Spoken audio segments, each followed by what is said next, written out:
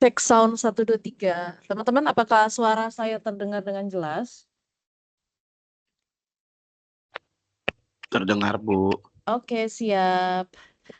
Ketua kelas tolong diingatkan teman-temannya segera join 3 menit lagi kita mulai.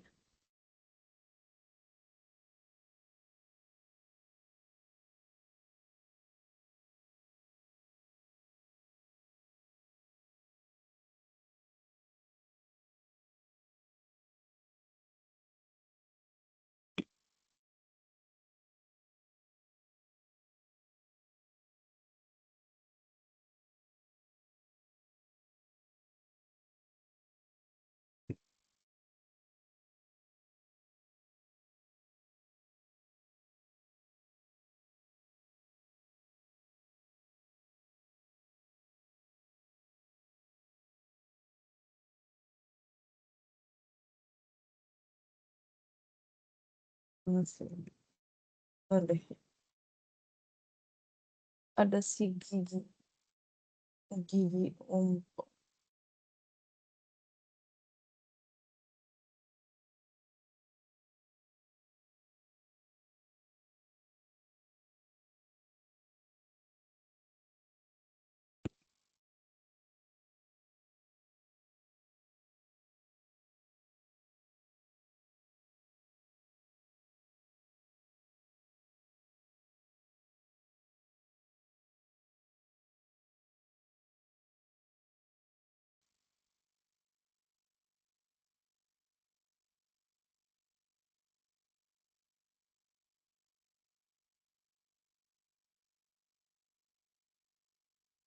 ขอให้ได้บนแม่งสายนิดสายหน่อยขาดกูไปมึงรู้เรื่อง เฮ้ย ออกเลยเหรอ ออกเลยพี่ ออกไปไหน หางานใหม่ ปีหนึ่งคนตกงานนี่400,000กว่าคนรู้ป่ะเนี่ย รู้ผมอยากออกจากคอมฟอร์ทโซน ได้ข่าวว่าปีนี้ออกมา4คอมฟอร์ z โซนแล้วนะฮะคุณเนี่ย ใช่พี่หัวหน้าเด้ อ๋อ แม่งมาสายนิดสายหน่อย โอ้โหบ่นจะเป็นจะตายบ่นอะไรก็ไม่รู้ โอ้โห แล้วหัวหน้าแม่งไม่ได้วัดมั้งดัชนีความสุขอะนอนไม่อิ่ม มันก็เลยเป็นเหตุผลว่าทำงานไม่เต็มที่ไง โอ้โห คนนะพี่ไม่ใช่วัวไม่ใช่ควายดูแม่งล้อมคอกเลย คอกออฟฟิศนี้ขาดผมไปสักคนนะเจ๊งผมบอกเลยแม่งพังพินาศผมว่าคนเจงออกเป็นออกไม่ใช่แนวต้องมาทนไม่ใช่อ่ะโธ่ ออกไปทำอะไรครับ อยากรู้จังเลย อยากมีชีวิตช้าๆพี่ อ๋อ Slow life สโลไลฟ์เหรอ ใช่ครับ ทำอะไรอ่ะ เปิดร้านกาแฟพี่ เปิดร้านกาแฟ โอ้ไอเดียใหม่เลย ฮะ เหรอ ใช่พี่ เขาเปิดกันทั่วประเทศเลยนะ เจ๊งกันไป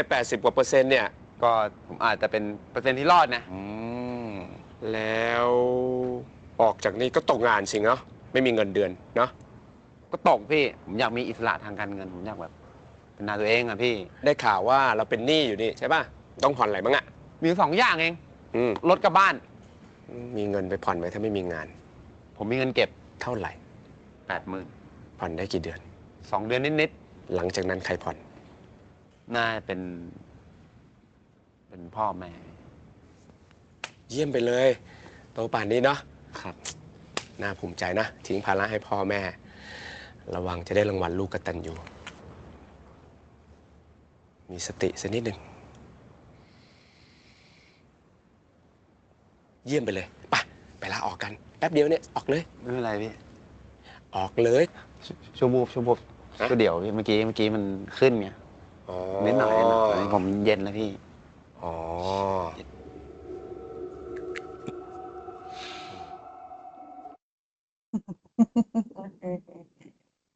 บน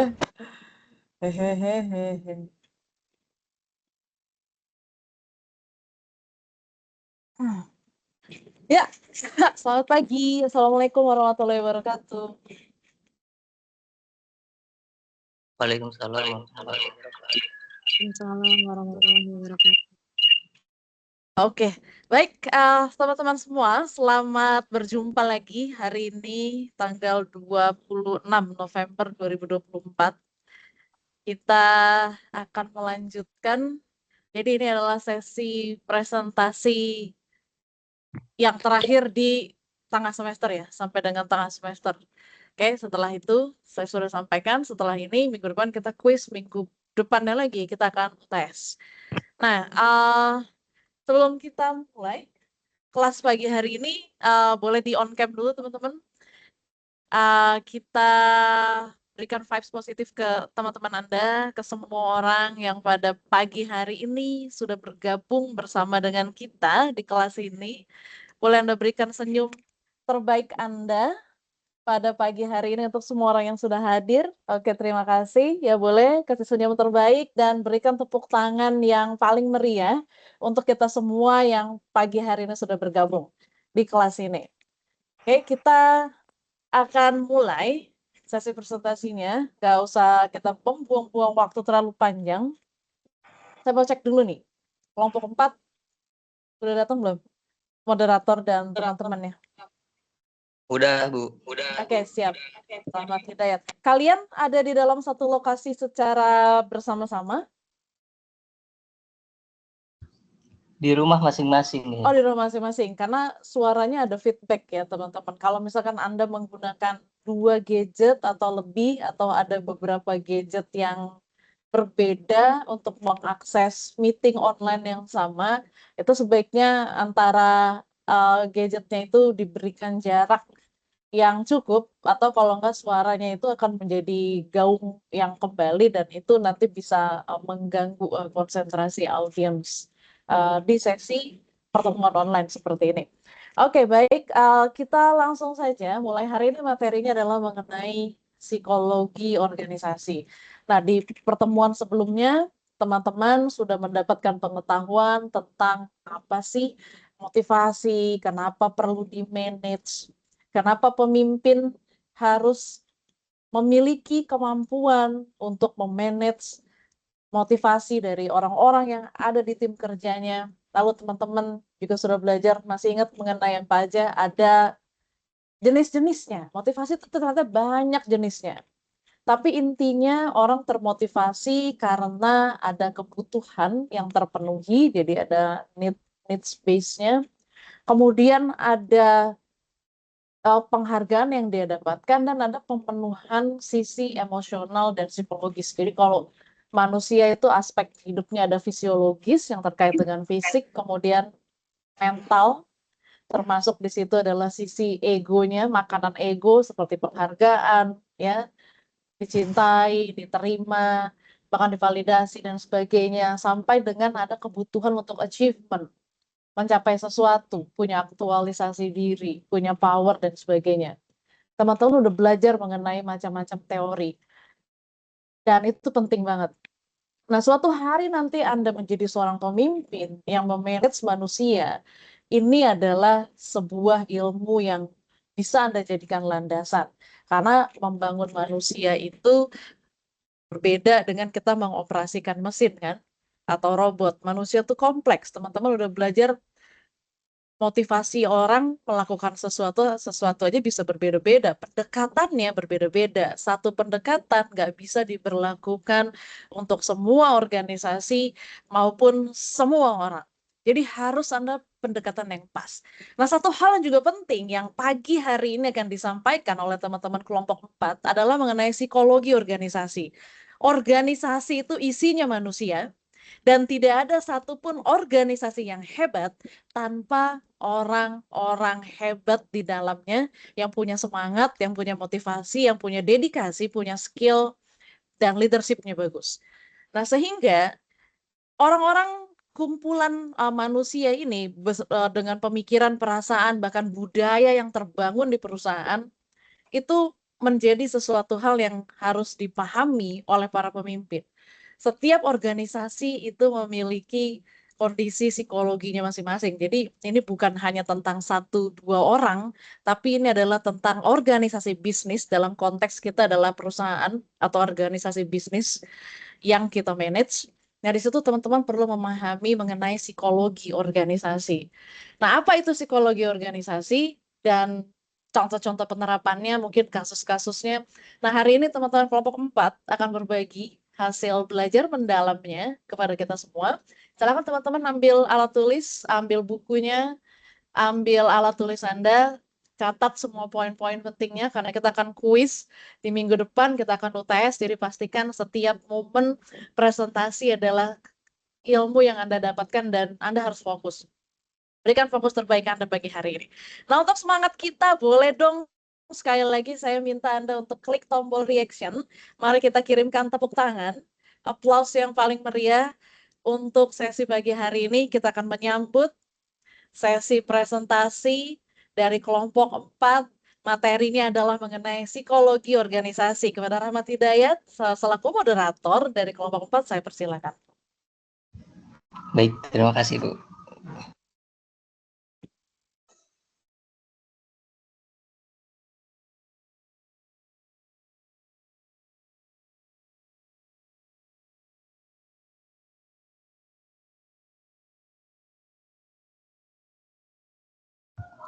Apa sudah ada PPT-nya? Iya, sudah terlihat. Baik, mulai saja. Assalamualaikum warahmatullahi wabarakatuh. Waalaikumsalam.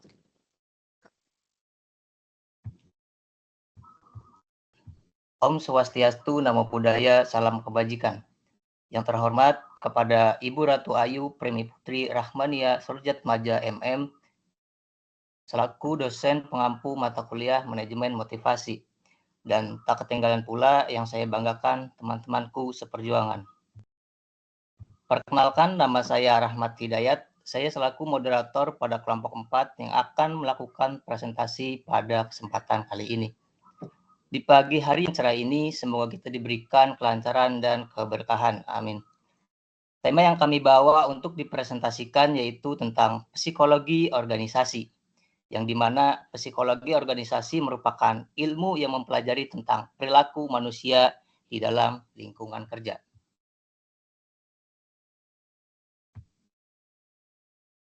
Untuk nama-nama anggota dari kelompok 4, yaitu di sini ada Putri Aulora Sawana, Muhammad Arif Sunandi, Ilham Sirojudin, Novita Amalina, Alia Sri Utami, dan Shirley Febrianti. Baik, tak perlu nunggu lama, kita mulai saja presentasinya. Untuk materi yang pertama yang akan memaparkan mengenai definisi psikologi, yaitu Novita Amalina. Kepada Novita dipersilahkan.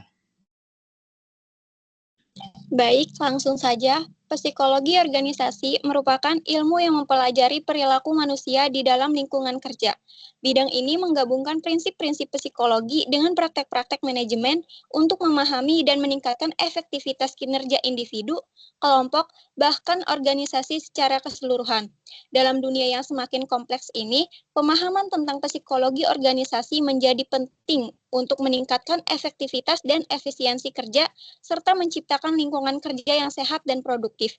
Psikologi organisasi juga dapat didefinisikan sebagai studi tentang bagaimana individu berinteraksi dalam kelompok dan bagaimana struktur organisasi memengaruhi perilaku, motivasi, dan kinerja individu. Terima kasih, saya kembalikan kepada moderator. Baik, terima kasih kepada Novita Amalina yang telah memaparkan materinya.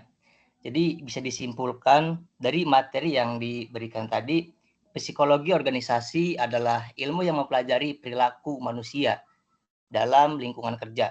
Ilmu ini menggabungkan prinsip psikologi dengan praktek manajemen untuk memahami serta meningkatkan efektivitas kinerja individu, kelompok, dan organisasi.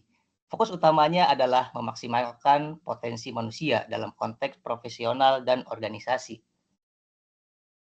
Baik, kita lanjut. Kalau di materi yang pertama menjelaskan definisi psikologi, pada materi yang kedua ini akan menjelaskan lanjut tentang definisi psikologi menurut para ahli. Di sini udah ada Putri Aulora yang akan memaparkan materi ini. Pada Putri dipersilahkan. Terima kasih kepada moderator. PT-nya. Di sini saya akan menjelaskan tentang definisi psikologi organisasi menurut para ahli. Yang pertama ada dari Robbins dan Judge tahun 2011. Organisasi adalah unit sosial yang saling sadar, dikoordinasikan, terdiri dari 2 orang atau lebih yang berfungsi secara relatif berkelanjutan untuk mencapai tujuan. Yang kedua ada dari Keitner dan Kienicki tahun 2010. Organisasi adalah suatu sistem yang dikoordinasikan secara sadar dari aktivitas dua orang atau lebih. Yang terakhir ada dari Gibson dan Ivan Cevy tahun 2005. Organisasi adalah sebagai entitas yang memungkinkan masyarakat mengejar penyelesaian yang tidak dapat dicapai oleh individu yang bertindak sendiri. Saya kembalikan kepada moderator. Baik, terima kasih kepada Putri Aurora yang telah memaparkan materinya. Dari materi tersebut, bisa disimpulkan bahwa organisasi adalah sistem sosial terkoordinasi yang terdiri dari dua orang atau lebih yang dirancang untuk mencapai tujuan yang tidak dapat dicapai secara individu.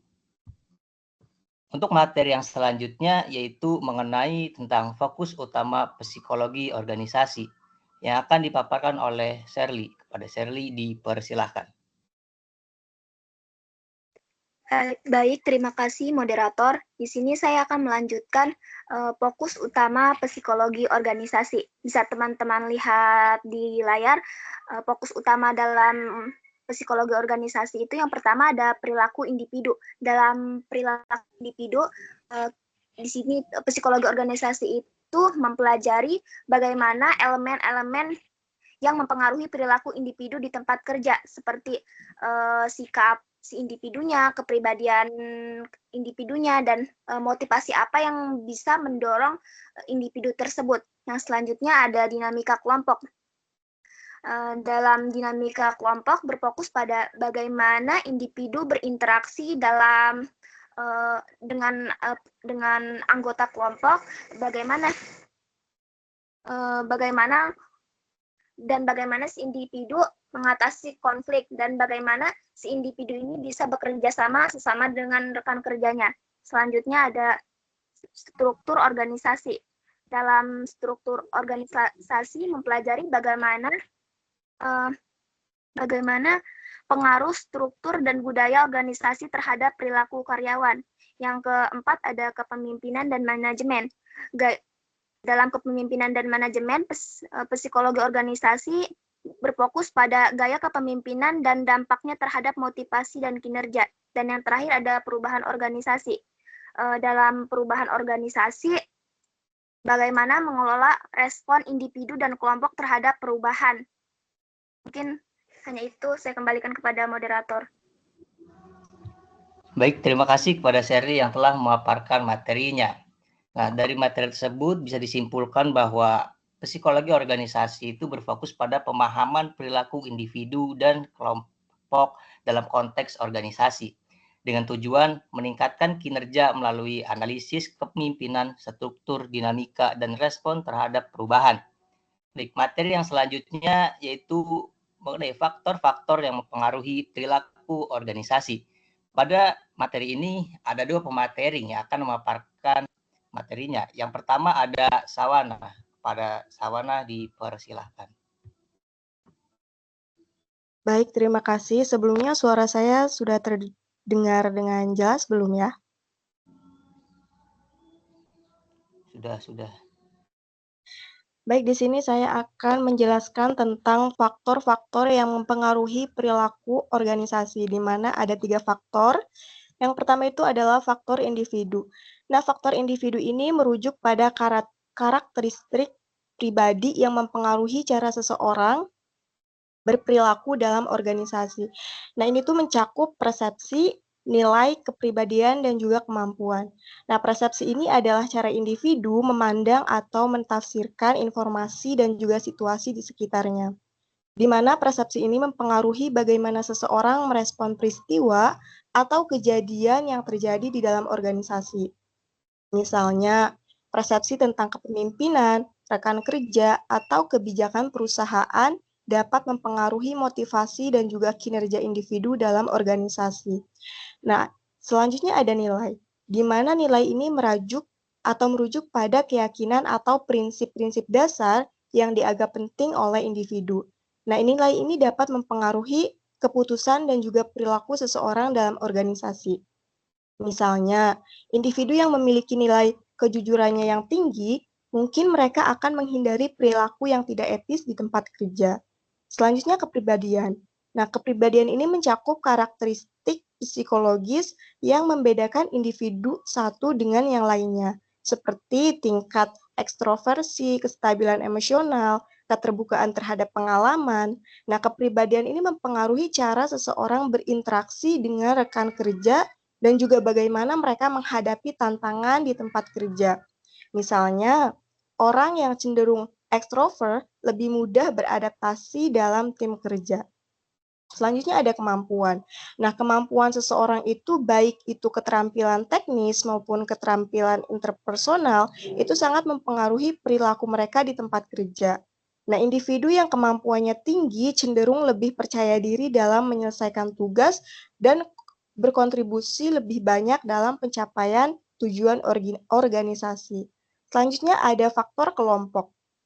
Nah, faktor kelompok ini berhubungan dengan dinamika dan juga interaksi dalam kelompok atau tim dalam organisasi. Nah, faktor-faktor ini tuh mempengaruhi cara anggota kelompok berkolaborasi dan juga bekerja sama. Di dalam faktor kelompok ini ada nama kelompok, ada struktur, ada pola komunikasi, dan juga kepemimpinan. Maaf, yang pertama itu ada norma kelompok. Nah, norma kelompok ini adalah aturan tidak tertulis atau standar perilaku yang diharapkan dari anggota kelompok. Nah, norma ini mencakup bagaimana individu itu diharapkan berperilaku, berinteraksi, dan juga bekerja dalam tim. Di mana norma ini dapat berfungsi untuk menciptakan stabilitas dan juga keharmonisan di dalam kelompok. Misalnya, norma untuk selalu hadir tepat waktu, atau norma untuk berbagi informasi dengan anggota tim lainnya. Di mana pelanggaran terhadap norma kelompok ini dapat mengganggu hubungan antar kelompok dan juga anggota di tim kerja. Selanjutnya ada struktur kelompok. Nah, struktur kelompok ini mengacu pada pembagian peran, tanggung jawab, dan juga hubungan dalam kelompok. Nah, struktur ini tuh menentukan siapa yang memimpin, terus siapa yang mengikuti, dan bagaimana alur keputusan diambil. Nah, struktur kelompok yang jelas dapat meningkatkan efisiensi dan juga membantu anggota kelompok memahami peran mereka masing-masing. Tanpa adanya struktur kelompok yang baik, tentu dapat mengalami kebingungan dan juga berdampak negatif pada kinerja dan juga koordinasi. Selanjutnya ada pola komunikasi. Nah, pola komunikasi di dalam kelompok tentu sangat penting untuk kelancaran aliran informasi dan juga kerja sama antar anggota kelompok, di mana komunikasi yang baik memungkinkan anggota kelompok untuk berbagi ide, terus memecahkan masalah, dan juga merencanakan tindakan yang lebih efektif. Nah, pola komunikasi yang buruk seperti miskomunikasi atau komunikasi yang tidak terbuka itu dapat menimbulkan kebingungan dan ketegangan antar anggota tim, dan juga bisa menghambat kinerja kelompok itu sendiri. Selanjutnya ada kepemimpinan. Nah, kepemimpinan di dalam kelompok mempengaruhi arah dan juga motivasi kelompok. Gaya kepemimpinan yang yang diterapkan oleh pemimpin kelompok seperti otoriter, demokratis, itu dapat mempengaruhi perilaku anggota kelompok dan hasil yang dicapai. Tentu pemimpin yang efektif dapat memotivasi anggota kelompok menjaga moral dan juga mengatasi konflik dan memastikan kelancaran operasional kelompok. Sebaliknya, kepemimpinan yang buruk tentu dapat menciptakan ketidakjelasan, ketidakpercayaan, dan juga konflik dalam kelompok. Nah, selanjutnya ada faktor organisasi, di mana faktor organisasi ini berkaitan dengan aspek-aspek struktural dan juga budaya dalam organisasi yang dapat mempengaruhi perilaku anggota organisasi. Nah, beberapa faktor organisasi yang mempengaruhi perilaku diantaranya ada struktur, ada aturan, ada budaya, dan juga sistem organisasi. Nah, struktur organisasi ini merujuk pada bagaimana pekerjaan, tugas, dan juga tanggung jawab dibagi di dalam organisasi. Nah, ini mencakup jabatan, pembagian departemen, atau divisi, serta alur komunikasi yang ada di dalam organisasi. Nah, struktur yang jelas dan terorganisir dengan baik dapat meningkatkan efisiensi dan membantu anggota organisasi untuk memahami peran dan juga tanggung jawab mereka. Struktur organisasi yang baik itu dapat mendukung pengambilan keputusan yang lebih cepat dan juga koordinasi yang lebih baik antar bagian. Selanjutnya ada aturan dan kebijakan. Nah, aturan dan kebijakan organisasi ini adalah pedoman atau regulasi yang ditetapkan oleh organisasi untuk mengatur perilaku anggota dan juga operasional sehari-hari. Nah, aturan ini tuh mencakup berbagai hal seperti kode etik, kebijakan, kehadiran, prosedur kerja, dan juga pedoman yang harus diikuti oleh anggota organisasi. Nah, aturan yang jelas dapat memberikan pedoman yang kuat dalam pengambilan keputusan dan juga membantu menjaga keteraturan dalam organisasi. Sebaliknya, jika aturan yang terlalu ketat atau tidak fleksibel, ini dapat mengekang kreativitas dan juga inisiatif individunya. Selanjutnya ada budaya. Nah, budaya organisasi ini mencakup nilai-nilai keyakinan, tradisi, dan juga norma-norma yang diterima dan diterapkan dalam organisasi. Nah, budaya ini mempengaruhi bagaimana anggota organisasi ini berinteraksi satu sama lain, bagaimana keputusan dibuat, dan juga bagaimana pekerjaan dilakukan. Nah, budaya yang kuat dapat menciptakan rasa memiliki dan juga loyalitas yang tinggi di antara karyawan, serta meningkatkan motivasi dan juga kinerja. Sebaliknya, budaya yang negatif atau tidak sehat dapat menyebabkan konflik, ketidakpuasan kerja, dan juga rendahnya produktivitas. Selanjutnya ada sistem organisasi. Nah, sistem organisasi ini mencakup berbagai perangkat dan juga proses yang digunakan untuk mendukung operasional organisasi seperti sistem informasi, teknologi, manajemen sumber daya manusia, serta sistem evaluasi dan juga pengukuran kinerja. Nah, sistem ini itu membantu meningkatkan efisiensi, memberikan data yang diperlukan untuk pengambilan keputusan, dan memfasilitasi komunikasi serta kolaborasi. Nah, sistem yang baik dapat meningkatkan kinerja organisasi secara keseluruhan, sementara sistem yang buruk atau ketinggalan zaman dapat menjadi hambatan bagi pencapaian tujuan organisasi. Nah, faktor-faktor ini tuh saling berinteraksi dan mempengaruhi perilaku individu dan juga kelompok dalam organisasi. Tentu struktur yang baik atau aturan yang jelas, budaya yang mendukung, dan sistem yang efektif dapat menciptakan lingkungan yang produktif. Sementara sebaliknya, kekurangan dalam faktor-faktor ini dapat menurunkan kinerja dan juga menyebabkan masalah organisasi. Nah, ketiga faktor ini, individu, kelompok, dan organisasi, berinteraksi satu sama lain dan juga memiliki dampak yang signifikan terhadap bagaimana individu berperilaku dalam berorganisasi, bagaimana mereka bekerja dalam tim, dan bagaimana tujuan organisasi dapat tercapai. Mungkin hanya itu saja yang dapat saya sampaikan, selebihnya saya kembalikan kepada moderator. Terima kasih. Baik, terima kasih kepada Sawana telah menyampaikan materinya. Masih mengenai faktor-faktor yang mempengaruhi perilaku organisasi. Yang selanjutnya yaitu ada Alia yang akan melanjutkan materi sebelumnya. Pada Alia dipersilahkan.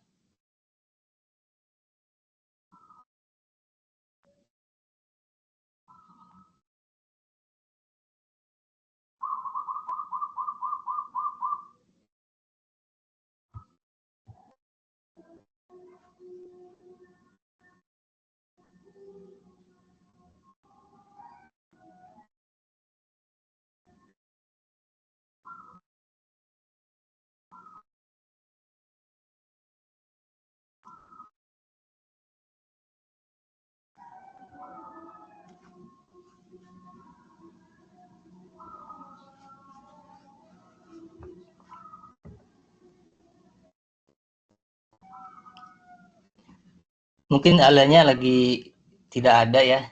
Jadi saya bacakan aja. Faktor-faktor yang mempengaruhi perilaku organisasi selanjutnya yaitu peningkatan kepuasan kerja. Di sini ada meningkatkan motivasi dan efisiensi kerja. Yang kedua yaitu pengurangan ketidakhadiran atau absensi. Mengurangi ketidakhadiran karyawan untuk meningkatkan produktivitas. Yang ketiga ada penurunan turnover. mengurangi tingkat pengunduran diri karyawan. Yang keempat yaitu peningkatan produktivitas, mengoptimalkan pencapaian target dan efisiensi. Kesimpulan dari materi ini yaitu perilaku organisasi dipengaruhi oleh faktor individu, kelompok, dan organisasi. Mengelola faktor-faktor tersebut dapat meningkatkan kepuasan kerja, produktivitas, serta mengurangi absensi dan turnover. Baik, materi yang selanjutnya yaitu mengenai tentang tujuan psikologi organisasi. Materi kali ini akan dipaparkan lagi oleh Sherly Febrianti. Kepada Sherly dipersilahkan. Baik, terima kasih. Di sini saya akan memaparkan tujuan psikologi organisasi. Tujuan psikologi organisasi yang akan saya jelaskan ada 5. Yang pertama itu meningkatkan kinerja individu dan organisasi. Psikologi organisasi membantu meningkatkan produktivitas dan efektivitas dengan memahami faktor-faktor seperti motivasi, kepuasan kerja, pengembangan karir. Melalui pendekatan ini, organisasi dapat menciptakan strategi yang mendukung pencapaian hasil kerja optimal. Yang kedua, tujuan dari psikologi organisasi itu ada meningkatkan kepuasan kerja dan kesejahteraan karyawan. Psikologi organisasi menganalisis elemen-elemen yang mempengaruhi kepuasan kerja dan kesejahteraan mental serta emosional karyawan. Dengan menciptakan lingkungan kerja yang sehat dan mendukung, organisasi dapat memastikan bahwa karyawan merasa nyaman dan termotivasi untuk terus bekerja. Yang ketiga, ada pengembangan organisasi. Tujuan psikologi dalam pengembangan organisasi yaitu mencakup perancangan struktur, budaya, dan proses kerja yang mendukung visi dan misi organisasi. Pendekatan ini juga melibatkan adaptasi organisasi terhadap perubahan eksternal dan internal agar tetap relevan dan kompetitif. Dan yang keempat ada seleksi dan rekrutmen. Psikologi organisasi membantu menciptakan proses seleksi yang adil dan efektif dengan memadukan kebutuhan organisasi dan keterampilan yang dipunyai seorang individu ini. Hal ini bertujuan untuk memastikan karyawan yang direkrut memiliki kecocokan yang baik dengan peran dan budaya organisasi. Dan yang terakhir, tujuan psikologi organisasi itu adalah ada pengelolaan konflik dan komunikasi. Konflik dalam konflik dan komunikasi. Konflik dalam organisasi dapat menghambat produktivitas jika tidak dikelola dengan baik. Psikologi organisasi berupaya memperbaiki komunikasi antar individu dan tim, serta memberikan solusi untuk konflik agar mencapai tujuan bersama tanpa merusak hubungan kerja. Keseluruhan tujuan ini bertujuan untuk menciptakan keseimbangan antara kebutuhan individu dan target organisasi, sehingga keduanya dapat tumbuh dan berkembang secara beriringan. Mungkin hanya itu yang dapat saya sampaikan. Saya kembalikan kepada moderator. Baik, terima kasih kepada Sherly yang telah memaparkan materinya. Jadi tujuan utama psikologi organisasi adalah meningkatkan kinerja, kesejahteraan karyawan, dan efektivitas organisasi melalui pengelolaan individu, pengembangan organisasi, serta komunikasi dan rekrutmen yang tepat. Lanjut, materi berikutnya yaitu mengenai manfaat manajemen organisasi. Sini ada Ilham. Kepada Ilham dipersilahkan. Baik, untuk selanjutnya saya akan menjelaskan manfaat psikologi organisasi baik bagi perusahaan maupun karyawan. Manfaatnya dibagi menjadi 2, untuk perusahaan dan untuk karyawan. Yang pertama, untuk perusahaan menerapkan program psikologi organisasi menawarkan banyak manfaat bagi perusahaan karena merupakan bidang psikologi yang berusaha menjaga kepentingan perusahaan dan karyawannya secara bersama-sama dan menguntungkan. Selain itu, untuk melakukan fungsi konsiliasi antara keduanya. Tujuan dari area ini adalah untuk mengusulkan strategi untuk memperkuat budaya organisasi. Ini berkontribusi untuk menciptakan lingkungan yang sehat yang secara signifikan meningkatkan produktivitas dan komitmen karyawan. Oleh karena itu, ini akan menyeratkan pengurangan biaya pergantian dan proses perekrutan baru. Yang kedua untuk karyawan. Tugas yang dilakukan oleh psikologi organisasi bertanggung jawab untuk membantu memecahkan masalah dengan lebih efisien. Dalam banyak kesempatan, mereka bahkan mendapat bantuan dari karyawan itu sendiri sehingga mereka merasa menjadi bagian dari solusi. Selain itu, area ini juga mencerminkan peningkatan kualitas hidup karyawan. Psikolog mencoba untuk mengetahui preferensi dan langkah resiliensi yang lebih besar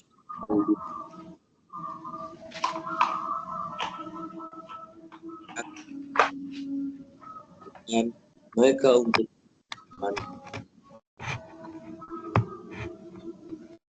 kembalikan kepada model. Baik, terima kasih kepada Ilham telah memaparkan materinya.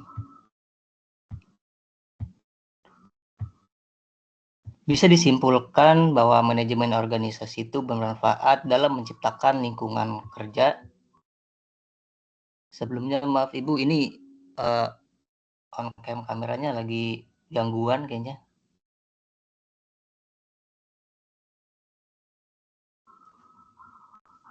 Iya, nggak apa-apa, lanjut aja. Siap. Jadi disimpulkan bahwa manajemen organisasi bermanfaat dalam menciptakan lingkungan kerja yang produktif dan efisiensi, sekaligus meningkatkan kesejahteraan karyawan sehingga tercapai tujuan bersama antara perusahaan dan karyawan.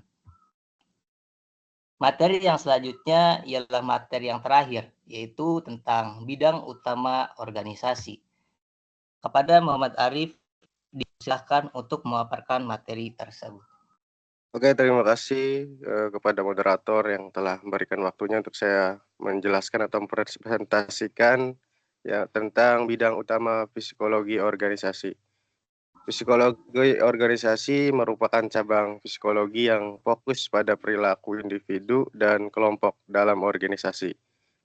Dan bidang ini bertujuan untuk menciptakan keseimbangan antara kebutuhan karyawan dan tujuan organisasi. Dan dalam bidang ini terdapat bidang-bidang utamanya.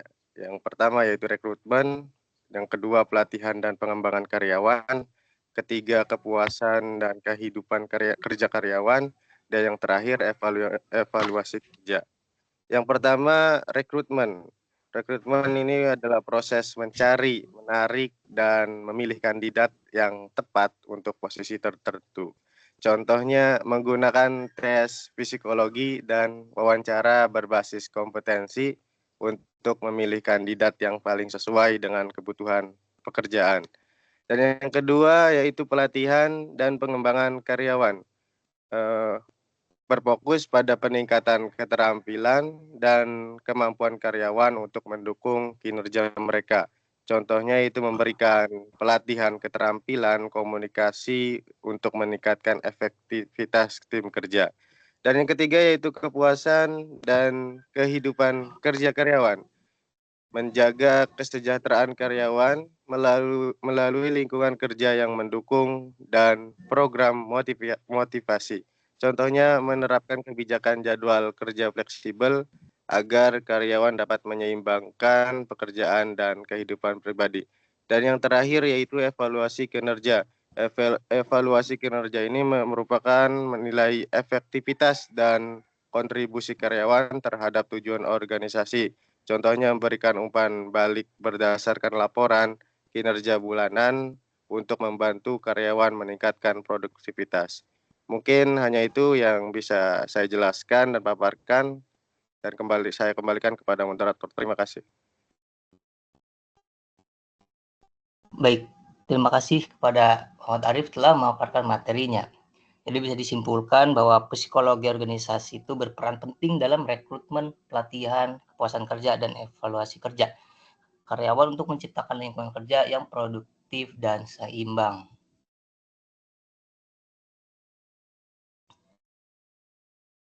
Terima kasih kepada para pemateri yang telah menyampaikan dan memaparkan materinya. Seperti biasa, setelah materi-materi disampaikan, ada sesi tanya-jawab atau sesi diskusi. Apabila ada yang ingin ditanyakan mengenai materi-materi yang telah dibawakan tadi, saya buka untuk 2 orang penanya terlebih dahulu. Jika ingin bertanya, silakan reaction angkat tangan, sebutkan nama dan asal kelompoknya. Terima kasih. Baik. Di sini ada Vanessa, Agustin, dan Rohiso. Vanessa dulu. Baik, terima kasih. Sebelumnya izin memperkenalkan diri, saya Vanessa Agustin dari kelompok 7. Izin bertanya, pertanyaannya itu bagaimana sih cara penerapan strategi psikologi organisasi dapat memperkuat budaya organisasi dan meningkatkan produktivitas? Gimana, terdengar jelas? Mohon diulangi sekali lagi. Oke, pertanyaan itu bagaimana penerapan strategi psikologi organisasi dapat memperkuat budaya organisasi dan meningkatkan produktivitas. Baik, pertanyaannya yaitu bagaimana penerapan psikologi organisasi dapat memperkuat budaya organisasi dan meningkatkan produktivitas. Benar ya? Ya, betul. Terima kasih. Baik, yang selanjutnya Rohiso.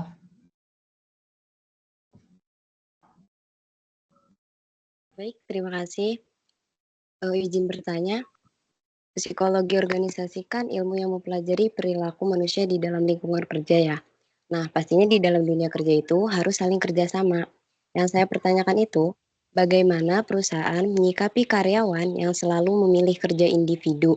Jadi dia tuh kayak susah berinteraksi gitu, atau susah kerjasama. Bisa juga karena dia introvert. Terus kadang juga ada yang karyawan tuh kerjasamanya selalu merasa benar, selalu merasa teratas gitu. Kemudian, apakah orang yang tidak bisa bekerja dengan tim itu masih bisa diterima di dalam suatu perusahaan? Gimana? Udah jelas belum? Mungkin dibacakan ulang pertanyaannya saja ya. Oke, baik. Pertanyaannya itu, bagaimana perusahaan menyikapi karyawan yang selalu memilih kerja individu?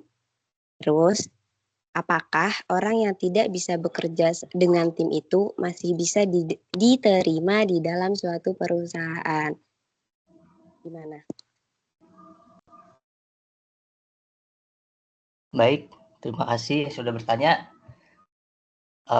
Berikan waktu untuk Satu para lagi tuh Esther pemateri. tuh. Satu Oh, lagi satu tuh. lagi. Iya. Siap, silakan. Esther. Iya baik, terima kasih moderator. Izin bertanya terkait psikologi organisasi. Tadi juga disebutkan bahwa psikologi organisasi adalah ilmu yang menggabungkan prinsip psikologis dengan praktek manajemen. Nah, yang jadi pertanyaan saya itu apa aja sih prinsip psikologis? Karena dari beberapa materi tadi belum dijelasin ya prinsip psikologis gitu. Dan pertanyaannya juga berikan contoh pengimplementasian dari salah satu prinsip psikologis dengan praktek manajemennya. Jelas gak?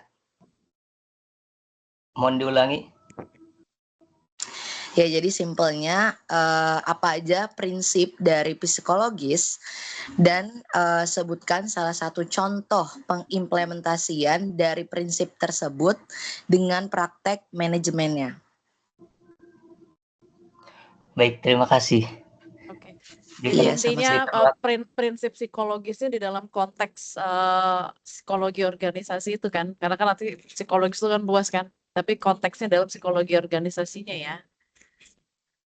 Iya Bu, dari prinsip Oke. psikologis organisasinya. Ya, prinsip psikologis di dalam konteks psikologi organisasi. Oke, baik, silakan teman-teman penyajinya dicari dulu jawabannya. Mungkin boleh di stop dulu, boleh di stop sharing.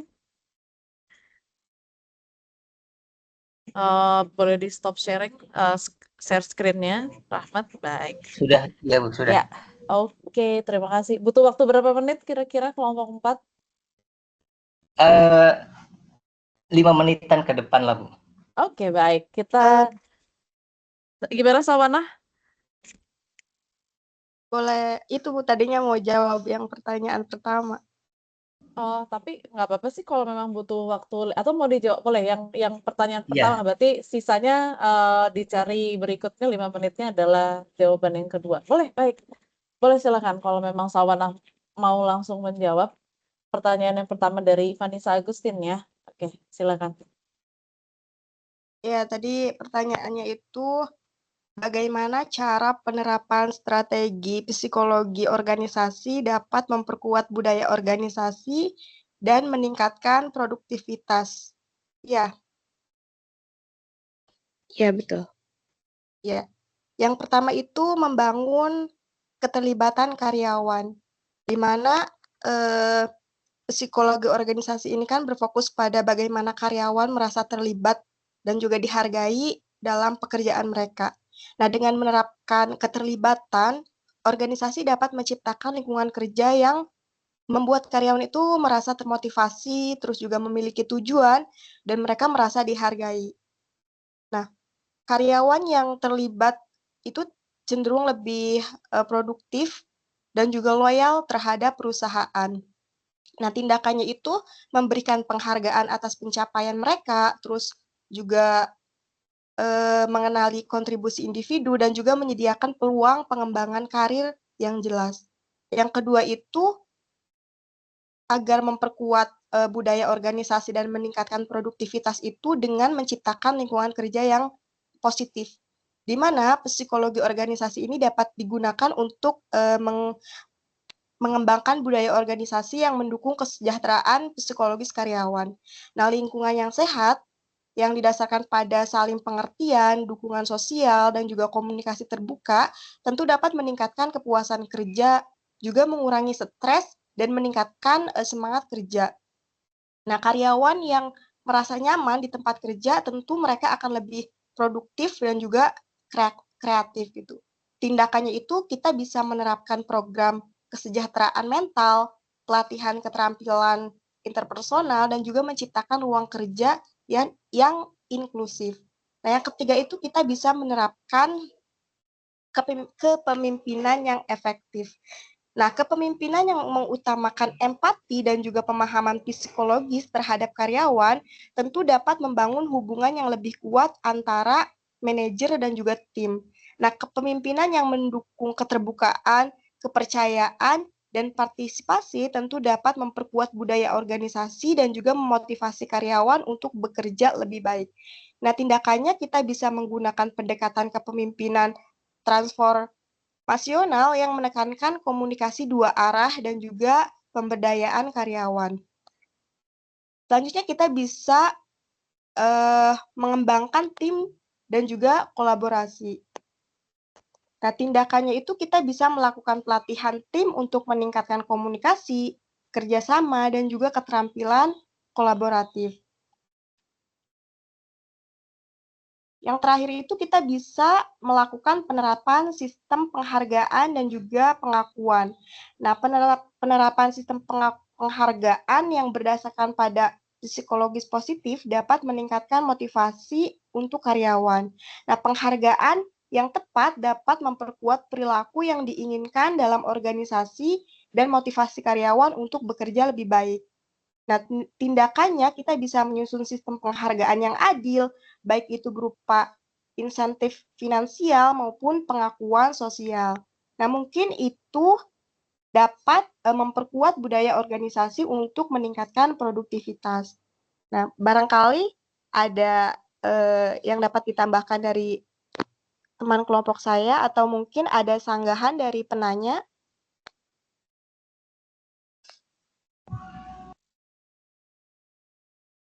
Bagaimana? Terima kasih atas jawabannya, sudah sangat lengkap ya. Tadi saya menangkap ada 5 poin. Yang pertama membangun keterlibatan karyawan, yang kedua menciptakan lingkungan kerja yang positif, yang ketiga menerapkan kepemimpinan yang efektif, yang keempat mengembangkan tim dan kolaboratif, dan yang kelima sistem penghargaan. Sudah cukup, terima kasih.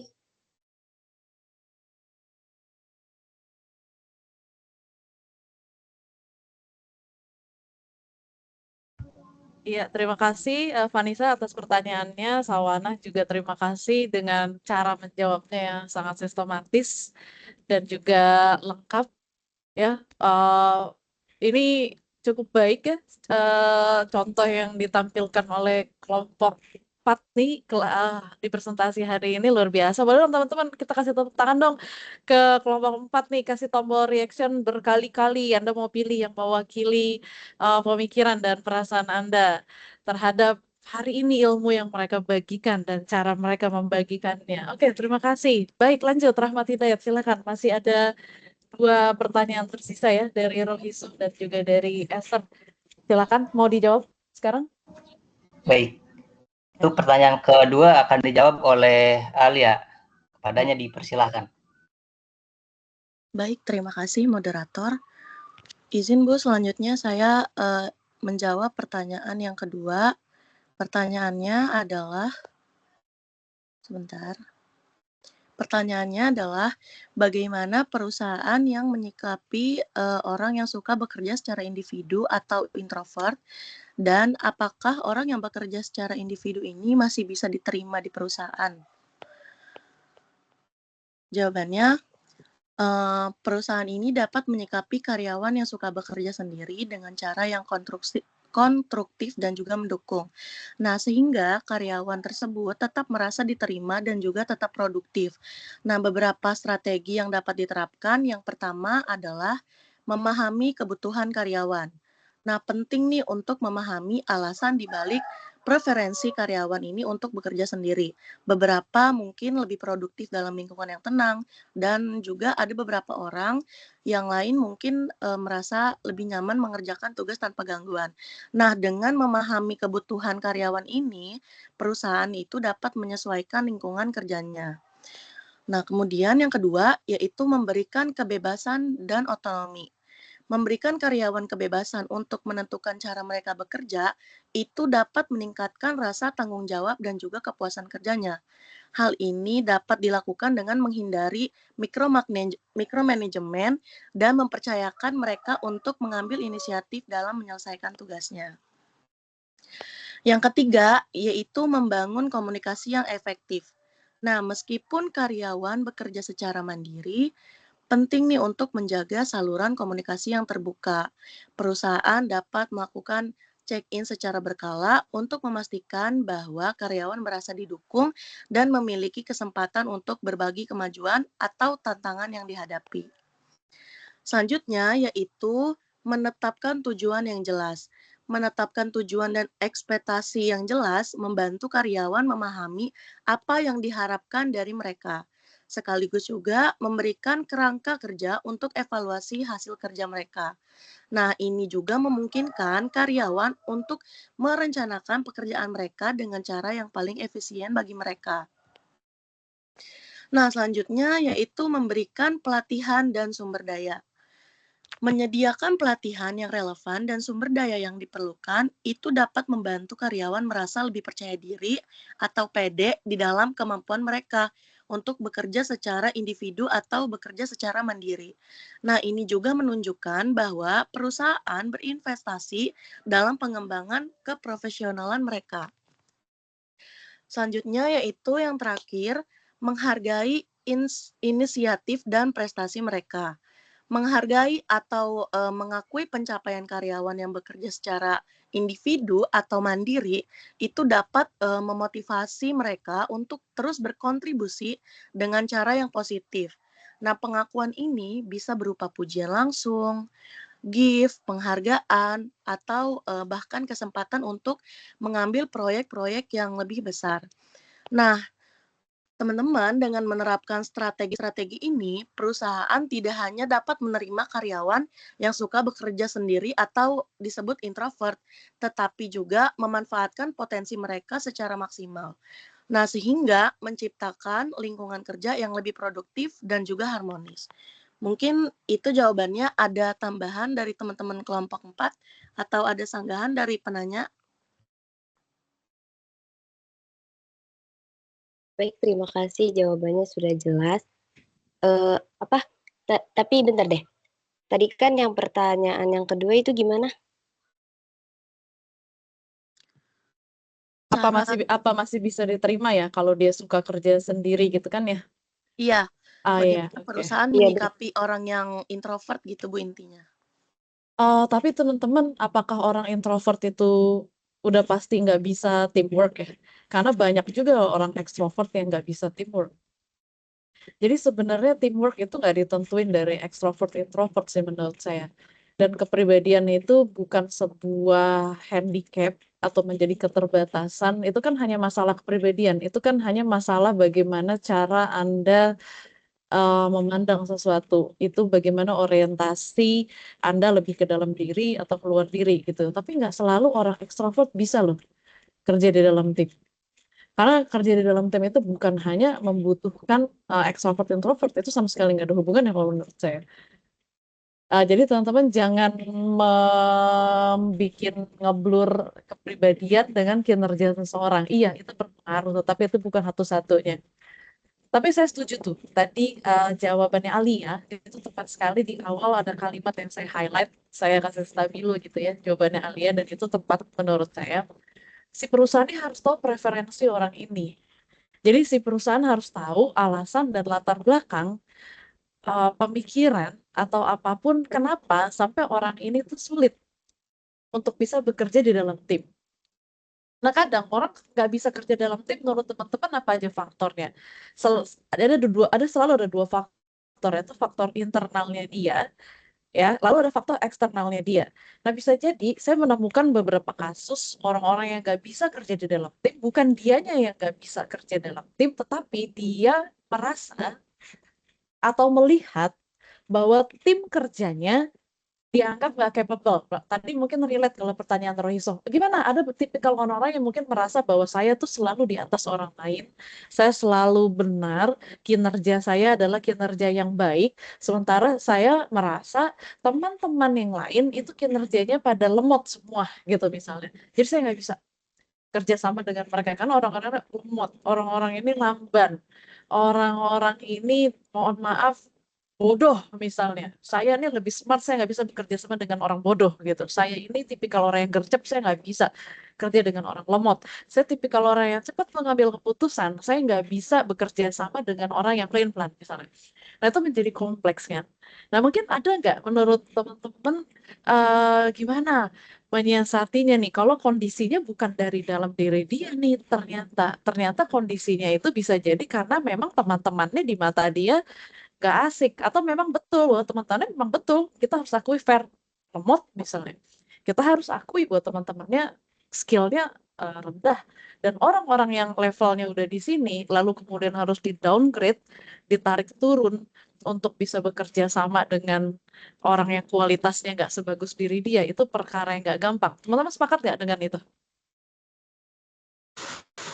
Sepakat, Bu. Sepakat ya? Ada pernah ngalamin nggak secara pribadi? Ketika Anda mahasiswa berprestasi, Anda IPK-nya bagus, Anda disiplin, Anda performance-nya luar biasa, Anda itu tipikal yang segala sesuatunya mau cepet gitu.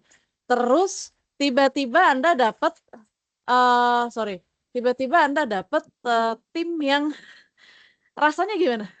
Tim yang lemot, yang ya ampun gitu, kok gini amat, itu rasanya gimana? Capek banget loh, Bu. Capek ya? Jadi nggak selalu selamanya berarti salah si orang ini kan, nggak bisa kerja sama belum tentu selalu salah si orang ini. Sebenarnya dia mau kerja sama, dia pengen banget. Kalau dia bisa teamwork, kalau dia bisa delegasiin pekerjaan, dia maunya dia bisa delegasiin pekerjaan. Tapi problemnya dia nggak punya, dia merasa nggak punya orang-orang yang satu frekuensi sama dia. Nah gimana menurut teman-teman cara mengatasi problem seperti ini, pemimpin harus gimana?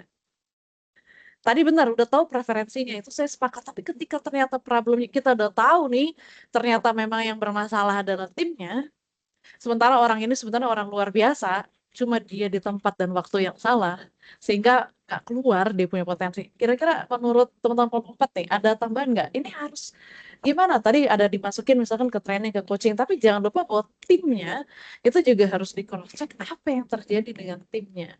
Kalau memang ada yang toksik di timnya, berarti juga yang harus dibenerin bukan cuma orang ini sendiri, timnya juga harus dibenerin. Karena teamwork itu kompleks, teman-teman. Ibaratnya kaki meja ada 4 ya. Satu hilang, ambruk kan mejanya.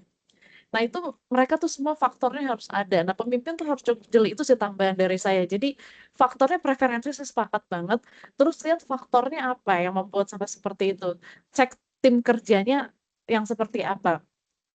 Dan kepribadian itu bukan satu-satunya handicap. Orang introvert yang bisa bekerja, bahkan kadang-kadang dalam pengalaman saya, bekerja sama dengan orang introvert itu justru dalam beberapa kasus itu lebih menyenangkan karena mereka kan santai, kalem, dikasih pekerjaan apa iya dikerjakan, mereka senang bekerja sendirian sih, memang iya, tapi mereka mau bekerja buat tim, gak banyak ngomong, tahu-tahu proyek selesai, gak banyak bicara, laporan yang diminta sudah tersedia.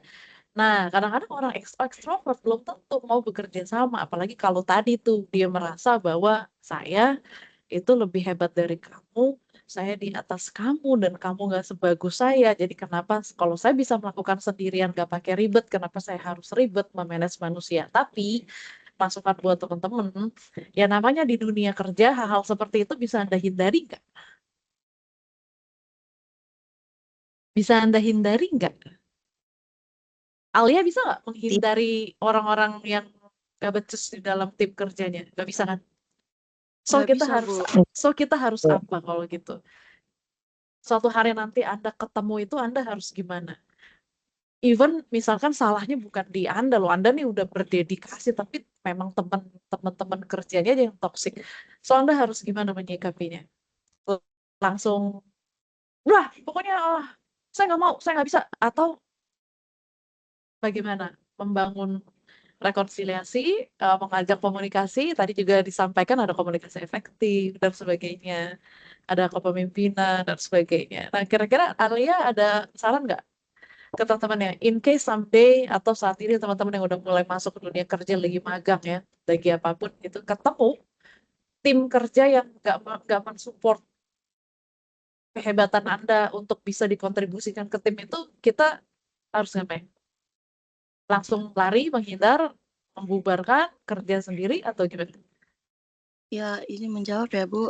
Kalau ini menurut pendapat saya, kalau misalkan dapat di teamwork yang seperti itu, mungkin setelah beberapa hal yang udah dilaluin, kayak misalkan pekerjaan ini sudah diselesaikan, itu harus ada evaluasi di dalam tim tersebut. Kayak misalkan apa saja sih kesalahan-kesalahannya, entah itu ada pembagian tugas yang tidak merata ataupun ada yang tidak mengerjakan tugas sama sekali gitu kan. Jadi di situ di tim tersebut itu saling mengingatkan satu sama lain. Jadi komunikasi yang baik itu sangat penting, Bu. Saya juga mengambil contoh saat waktu itu saya menjadi ketua kelompok. Jadi ada kelompok saya yang sama sekali nggak mengerjakan gitu, padahal saya di sini sebagai ketua kelompok itu sudah membagi-bagi tugasnya gitu. Karena dia tidak mengerjakan, jadi kita evaluasi di kelompok tersebut siapa yang belum mengerjakan dan juga kita komunikasi ke orang tersebut gitu. Gimana kalau misalkan nggak ngerjain, konsekuensinya apa kayak gitu. Kayak gitu aja mungkin, Bu. Yang pertama, komunikasi yang baik dan juga setiap pekerjaan itu harus ada evaluasi di dalam tim tersebut. Oke, sepakat ya. Nah, sebelum ke evaluasi, sebelum ke komunikasi, tadi kelompok Anda bagus, saya catat poin di presentasi, ada faktor-faktor yang mempengaruhi psikologi organisasi atau faktor kelompok. Salah satunya adalah norma di dalam kelompok. Betul ya, tadi kelompok Anda menyampaikan itu. Itu salah satunya adalah sebenarnya dalam tim. Saya tuh sebenarnya mohon maaf, ada hal yang saya lupa sampaikan ke Anda. Seharusnya sih, ketika Anda bentuk kelompok nih, entah kelompok apapun ya, termasuk kelompok buat tugas presentasi ini. Ketika kelompok terbentuk, Anda udah pilih ketua, Anda udah pilih wakil, Anda pilih sekretaris gitu ya. Anda tuh harus sepakati aturan main atau norma yang berlaku dalam kelompok sebelum melakukan proyeknya, sebelum melakukan pekerjaannya. Dan dan norma-norma atau aturan main itu digali dari semua orang. Oke guys, kita ngumpul dulu yuk, kita sepakatin apa aturan main di dalam kelompok kita. Apa yang boleh dilakukan, apa yang tidak boleh dilakukan. Mana yang bisa ditoleransi, mana yang nggak bisa ditoleransi. Ketika kamu melakukan hal yang tidak bisa kami toleransi, apa konsekuensi? Nah, itu sebenarnya aturan main yang sudah harus jelas di awal, dikomunikasikan secara clear, di mana semua orang secara sadar menyetujui itu, sehingga ketika suatu hari nanti terjadi pelanggaran atau apapun, sebenarnya orang itu kan juga berarti tidak bisa komit dengan dirinya sendiri. Nah, itu penting sebenarnya di awal. Saya sepakat banget. Jadi pertama, tentukan normanya. Makanya aturan mainnya harus jelas. Ketika kelompok project terbentuk di perusahaan kan biasanya ada project base ya. Jadi nggak selalu timnya kan bisa berganti-ganti, entah dirotasi, entah nanti tiap kelompok project itu berbeda-beda. Nah, teman-teman ingat aja satu hal itu. Ketika udah terbentuk timnya, setelah sepakat pilih siapa tim leadernya, dan semua orang memang harus follow the leader, karena a good leader is a good follower also. Jadi pemimpin yang baik itu adalah pengikut yang baik juga. Gitu. Itu filosofi, itu prinsipnya. Kalau Anda nggak bisa menjadi pengikut yang baik, Anda tidak bisa menjadi pemimpin yang baik. Karena bagaimanapun yang namanya pemimpin harus punya followers, teman-teman. Dan Anda juga mungkin punya pimpinan yang lebih tinggi dari Anda. Bayangkan kalau Anda nggak mau menjadi followers yang baik, tidak bisa mendukung, mensupport, selama itu positif buat Anda, selama itu kondusif untuk tim Anda, sebaiknya Anda mendukung pemimpin Anda. Anda percaya, gitu. Nah, itu penting. Jadi setelah Anda tentukan pemimpin dan everyone should follow the leaders, respect the leaders, semua harus mendukung leadersnya, dan leadersnya juga harus memberdayakan timnya, itu penting norma. Makanya jangan lupa norma kelompok penting, sehingga aturan main menjadi penting. Dan setelah itu harus selalu evaluasi. Kalau ada yang nggak ngerjain, contohnya tadi Alia sampaikan di kerja kelompok D, oke, harus dievaluasi, semua duduk bareng, tanya progres sudah sampai mana. Kalau ada yang progresnya tertinggal dari teman-teman ya, perlu dicek dulu why, tanya kenapa. Entah dia ada sakit, entah dia ada masalah, atau mungkin ada masalah keluarga, atau apa, kenapa.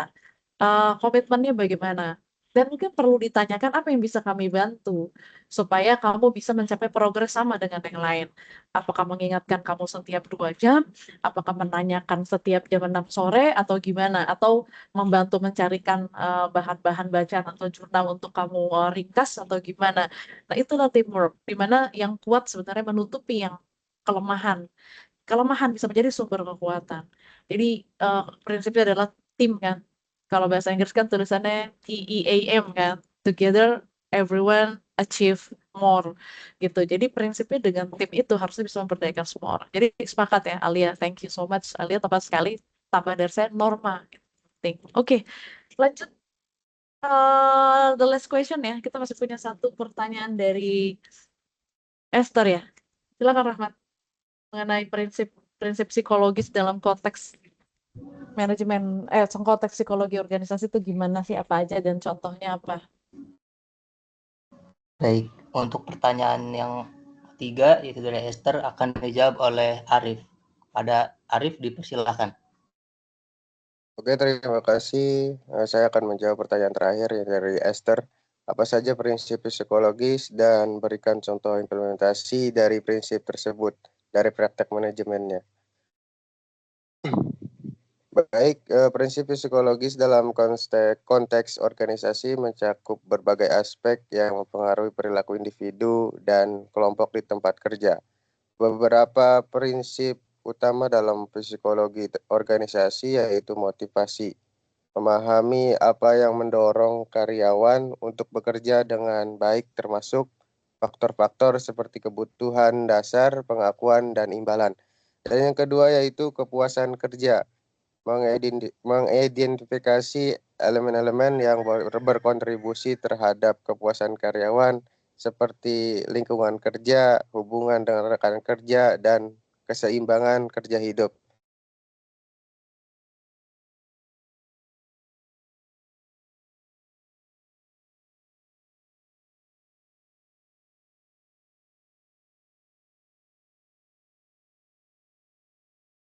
Boleh menambahkan?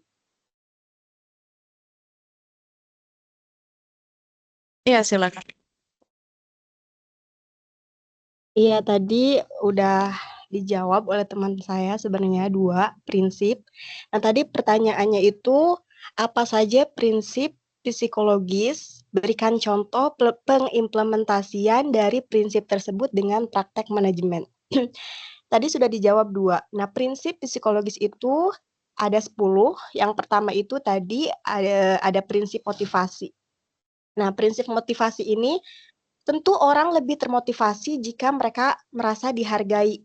Terus mereka memiliki tujuan yang jelas dan juga pekerjaan mereka bermakna.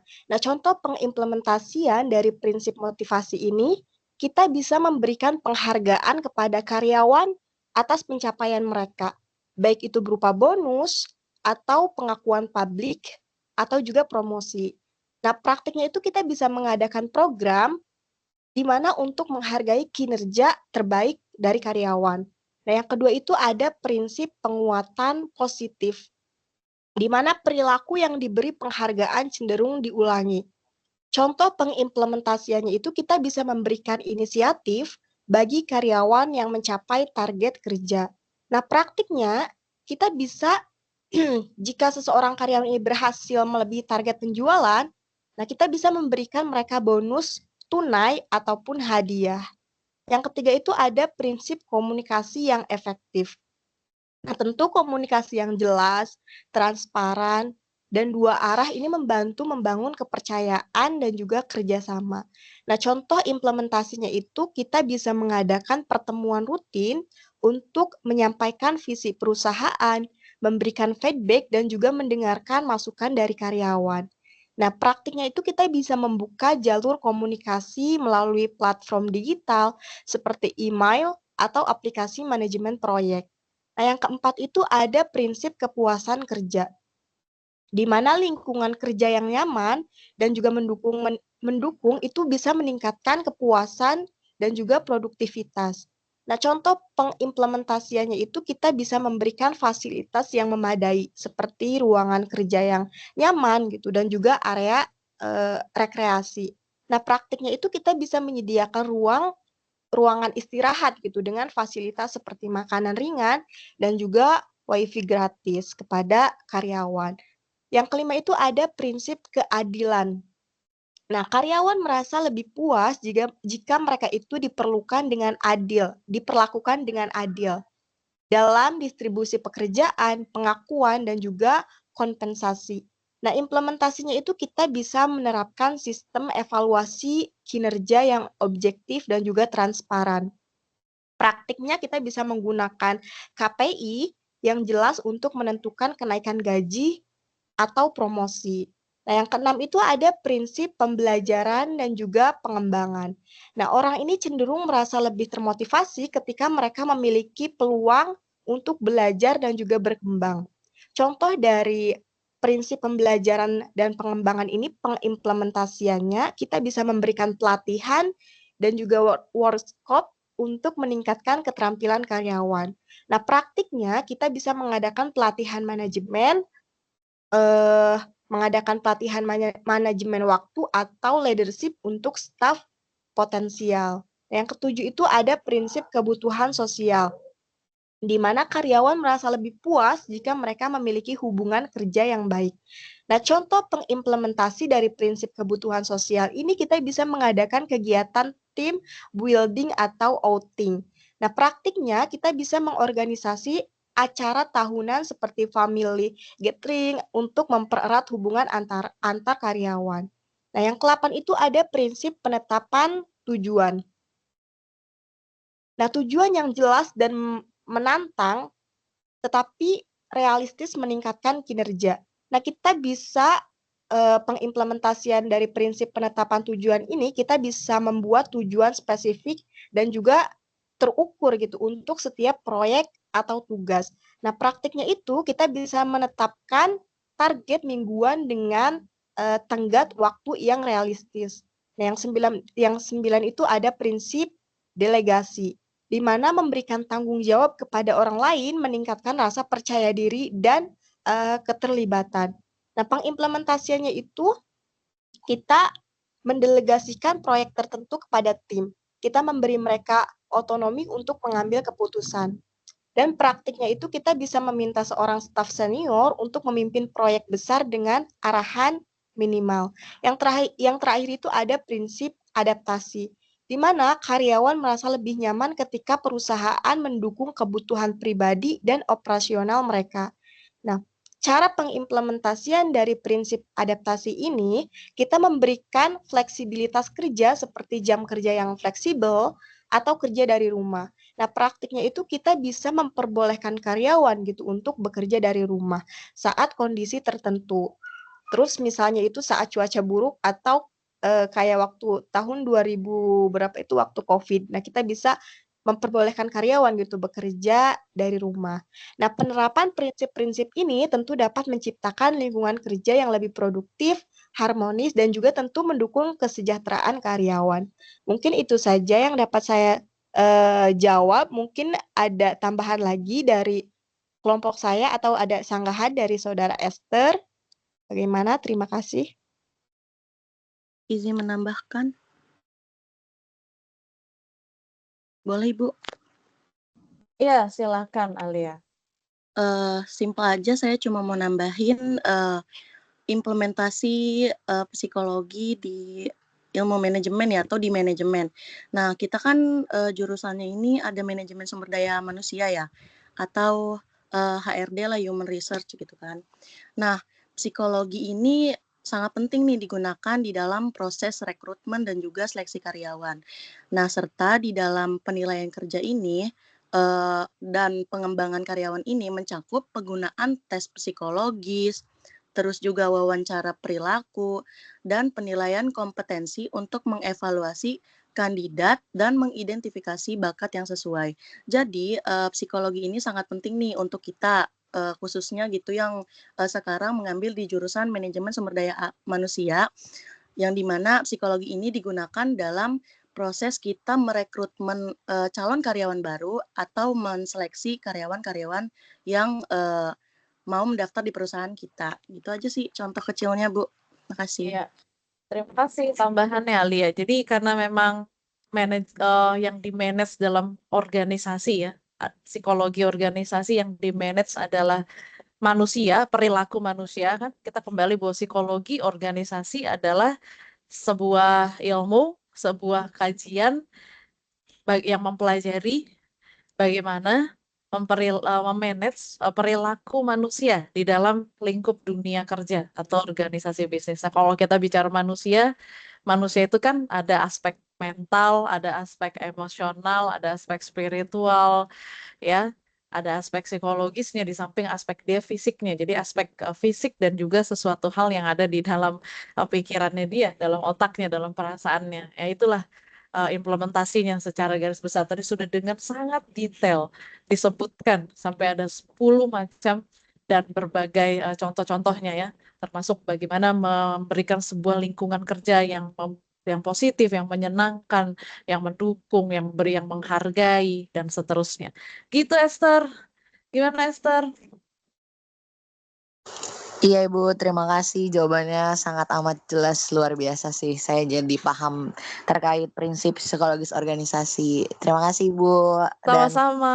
Terima kasih kelompok 4. Iya, saya ingin boleh teman-teman kita kasih apresiasi sekali lagi ya.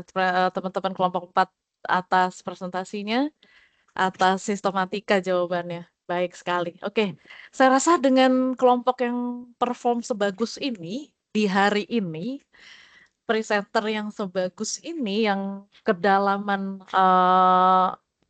atas apa yang mereka pelajari itu cukup dalam dan mereka begitu bertanggung jawab dengan apa yang disampaikan. Nanti saya nggak perlu menambahkan apapun ya. Nanti teman-teman silahkan saling berbagi makalah di grup WA, silahkan berbagi PowerPoint presentation-nya, silahkan belajar untuk persiapan kuis dan juga UTS kita. Materinya mulai dari pengantar yang saya sampaikan, kemudian goal setting, impian, visi, dan sebagainya, sampai dengan teori motivasi dan sampai hari ini psikologi organisasi. Silakan teman-teman baca-baca, silakan teman-teman cari referensi. Oke, saya rasa sih cukup ya untuk presentasi pada pagi hari ini.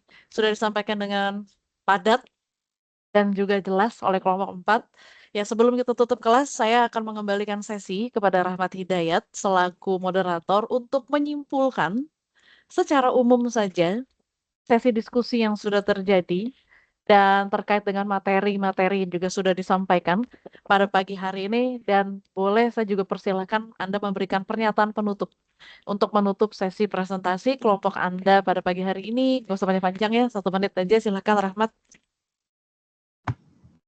Baik, terima kasih Ibu. Untuk kesimpulan pada materi yang sudah dipresentasikan, yaitu psikologi organisasi memainkan peran penting dalam menciptakan lingkungan kerja yang produktif dan harmonis. Dengan memahami perilaku individu dan kelompok dalam konteks organisasi, manajer dapat mengambil keputusan yang lebih baik untuk meningkatkan kinerja dan kesejahteraan karyawan. Oleh karena itu, pemahaman tentang psikologi organisasi penting bagi setiap pemimpin dan profesional yang ingin sukses dalam dunia kerja. Tidak ada perjalanan besar yang dimulai tanpa langkah pertama, dan tidak ada pencapaian yang terwujud tanpa keyakinan pada diri sendiri. Mari kita bersama-sama mengambil langkah itu dengan penuh semangat dan tekad. Percayalah, setiap upaya yang kita lakukan hari ini akan membawa kita lebih dekat pada kesuksesan di masa depan. Semoga apa yang telah kita bahas hari ini bisa menjadi pijakan untuk langkah yang lebih besar. Teruslah bergerak, teruslah belajar, dan jangan pernah berhenti berusaha. Kesuksesan adalah milik mereka yang tidak pernah menyerah. Saya Rahmat Hidayat pamit undur diri. Apabila ada kesalahan kata, kesalahan ucap, mohon dimaklum. Terima kasih dan sampai jumpa di puncak kesuksesan. Assalamualaikum warahmatullahi wabarakatuh. Waalaikumsalam warahmatullahi wabarakatuh. Teman-teman, sekali lagi kita berikan apresiasi yang setinggi-tingginya untuk presentasi dari kelompok 4 pada pagi hari ini. Luar biasa sekali ya. Thank you so much teman-teman kelompok 4 atas ilmu, atas semangat, atas inspirasi. Menyala sekali moderatornya, saya setuju ya. Luar biasa ya. Kayaknya kalau nanti kita mau bikin acara offline gitu, kayaknya udah kelihatan ya siapa-siapa yang punya bakat mungkin mau jadi MC, mau jadi moderator, ya acara kita gitu. Bahkan mau nggak dikasih tantangan disuruh bawain materi yang sederhana gitu ya. Anda harus challenge yourself. Tapi luar biasa pagi hari ini. Oke, teman-teman, demikian kuliah kita. Jadi minggu depan kita nggak ada video conference kayak gini. Anda belajar karena Anda akan mengerjakan kuis. Kuisnya hanya bisa diisi 1 kali, teman-teman. Nanti saya akan berikan waktu cukup panjang sih. Mungkin Anda bisa mengisi kuis tersebut, tenggat waktunya saya akan berikan waktu cukup panjang. Jadi yang penting belajar dulu aja. Oke, selamat berlibur besok. Selamat menggunakan hak pilih Anda untuk besok. Semoga sukses untuk kuis dan ujian tengah semester kita. Saya dosen Anda, Primi Putri Suryatmaja, undur diri dari sesi kuliah kita pada pagi hari ini. Terima kasih atas morning vibes yang sangat positif. Terima kasih untuk semangat Anda. Sampai jumpa pada sesi berikutnya. Assalamualaikum warahmatullahi wabarakatuh. Waalaikumsalam. Terima kasih banyak Ibu. Oke, terima kasih. Silakan leave. Terima kasih teman-teman. Saya udah tandai absen hadir semua ya. Oke, terima kasih. Sampai ketemu. Saya end meeting for all ya.